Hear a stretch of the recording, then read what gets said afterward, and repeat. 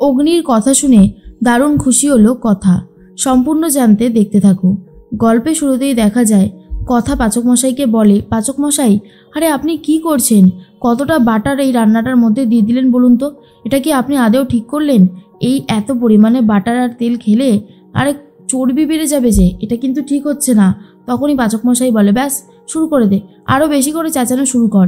শোন, এক একদিন এরকম খাবার খেলে না কোনো ক্ষতি হয় না, তুই একটু বেশি বাড়াবাড়ি করছিস।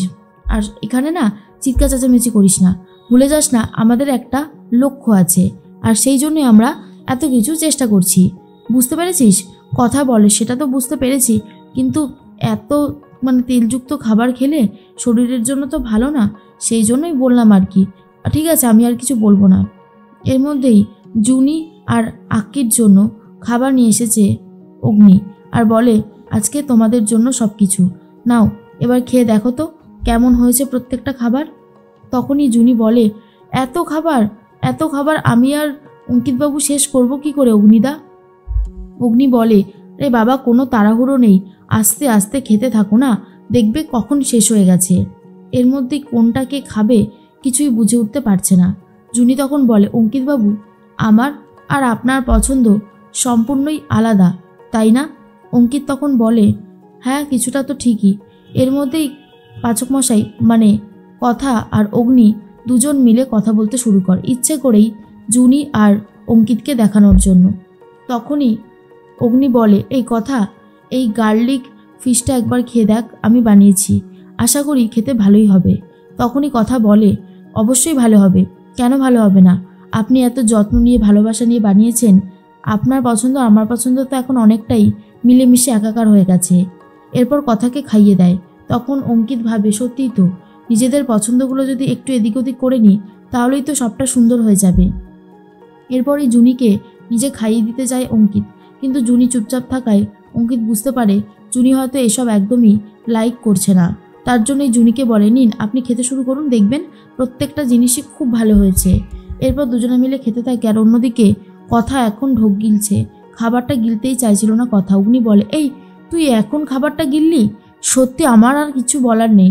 কথা বলে, আজকে তো অনেক ভুলভাল খাবার খেয়ে নিলাম, বাড়িতে গিয়ে আবারও ঠিকঠাকভাবে হজম হওয়ার জন্য ওষুধ খেতে হবে, না হলে হবে না। অগ্নি তখন বলে, হ্যাঁ হ্যাঁ, একদম একদম, বাড়ি গিয়ে সব খেয়ে নিবি, সব পাতা আর যা যা রস টস করেছিস সব খাবি। এরপরই ছোটকা বলে, এবারে অ্যাটেনশন দাও এদিকে, আর একটা খেলা বাকি আছে, পেপার ডান্স, সেটা হয়ে গেলেই কিন্তু আজকের মতন শো শেষ হয়ে যাবে। এর মধ্যেই হ্যারি চলে এসেছে। হ্যারিকে দেখার পরেই তখনই একটু খারাপ লাগে প্রিয়ার, আর বলে, হ্যারি আপনি এখানে? হ্যারি তখন বলে, হ্যাঁ নীলাদ্রি তো আমাকে এখানে পাঠিয়ে দিল, বলল কি সব ডান্সের কেস টেস আছে, ও তো অত ডান্স ভালো সামলাতে পারে না, তাই আমি এখানে চলে আসলাম। প্রিয়া একদমই হ্যারিকে দেখে খুশি হয়নি, আর সেটা খুব ভালো মতনই বুঝতে পারে নীলাদ্রি, তাই মনে মনে ভাবে রেডিও দিদিমণি হ্যারিকে দেখে খুশি হয়নি, ইচ্ছে করছে এখনই বলে দিই যে আমি হলাম নীলাদ্রি, কিন্তু না, ছোট মামাই খুব বকবে, এখন আর কিছুই বলা যাবে না। এরপর ছোটকা সবাইকে নিয়মটা বুঝিয়ে দিতে থাকে যে পেপারটা আস্তে আস্তে ছোট হয়ে যাবে, পেপারের থেকে বাইরে বেরোলেই আউট হয়ে যাবে, এগুলোই বলে দেয়।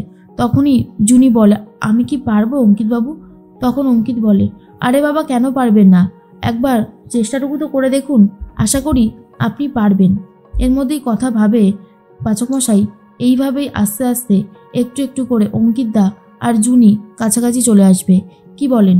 তখনই অগ্নি বলে, হ্যাঁ একদমই ঠিক কথা, এটা তো হতেই হবে, আমাদের মধ্যে যাই সম্পর্ক থাকুক না কেন ওদের সম্পর্কটা ঠিক থাকলেই ভালো। এরপর যখনই পেপারগুলো ছোট হতে শুরু করে তখনই জুনির একটু খারাপ লাগে, কারণ অনেকটাই কাছাকাছি চলে আসছে অঙ্কিত আর জুনি। এরপরেই জুনি তাড়াতাড়ি করে সেখান থেকে চলে যায়, কারণ জুনির লজ্জা লাগে। তখনই অঙ্কিত বলে, যা কি হলো ওনার, এইভাবে চলে গেল? কথা বলে, আসলে জুনি খুব লজ্জা পেয়ে গেছে, সেই জন্যই এখান থেকে চলে গেল, তুমি চিন্তা করো না অঙ্কিতদা, একদিন দেখবে সব ঠিক হয়ে গেছে। এর মধ্যেই কথা আর অগ্নি বাড়ি চলে গেছে। আর তখনই কথা বলে, আচ্ছা পাচক মশাই, আপনি আমার সাথে তো ছবি তোলেন না, আপনি আর আমি তো ভালো বন্ধু, তাহলে আমার সাথে কেন এরকম অন্যায় করেন? অগ্নি তখন বলে, এই শোন, তোর সাথে না আমি আর এই ব্যাপারে কথা বলতে চাই না, তুই আর কথা বাড়াস না তো, ঝামেলা করিস না। শোন, তুই আমার তৈরি করা রান্না খাস, সেগুলোকে তো ভুলভাল বলে কাটিয়ে দিস, এটা কি ঠিক করিস? কথা বলে, কিন্তু এটা তো আপনি মানবেন? যে ওই খাবারটা শরীরের জন্য সত্যি ভালো না। শরীরের জন্য যদি ভালো হতো তাহলে কি আমি আর কিছু বলতাম? এরপর অগ্নি আর কথার মধ্যে ঝামেলা বেড়ে যায়। আর তখনই অগ্নি বলে, নে এবার ঝামেলা শুরু কর। কথা বলে, আমি আর ঝামেলা করছি কোথায়? তবে এটা তো ঠিকই, এত কিছু চেঞ্জ হয়ে গেছে, অনেকটাই সময় হয়ে গেছে, তাই না? তখনই অগ্নি বুঝতে পারে সত্যি অনেক কিছু চেঞ্জ হয়ে গেছে, অনেকটা সময় ইতিমধ্যে চলে গেছে। এরপর কথা তো চলে যায় বাইরে। অগ্নি ভাবে, আমার এরকম হচ্ছে কেন মনের ভেতরটা? না না, আমি কথাকে ভালোবেসে ফেলিনি তো, সেটা সম্ভবই না। আমি কথাকে কখনোই ভালোবাসতে পারবো না। তার মধ্যেই ম্যান্ডিকে দেখা গেছে। ম্যান্ডি ভাবছে অগ্নি আর কথার মধ্যে যেই সম্পর্কটা তিলে তিলে গড়ে উঠছে, যেভাবেই হোক সেটা নষ্ট করতে হবে। তাই আবারও ম্যান্ডি ব্যাক করছে। কথা তখন বলে, আপনি আমাকে ভালোবাসবেন কেন? আপনি তো আপনার 2 নম্বর বউ ম্যান্ডি মানে মান্ডবীকে ভালোবাসবেন, তাই না? অগ্নি তখন বলে, আবার তুই এসব শুরু করেছিস? একদম বলবি না এসব কথা, আমার শুনতে ভালো লাগে না।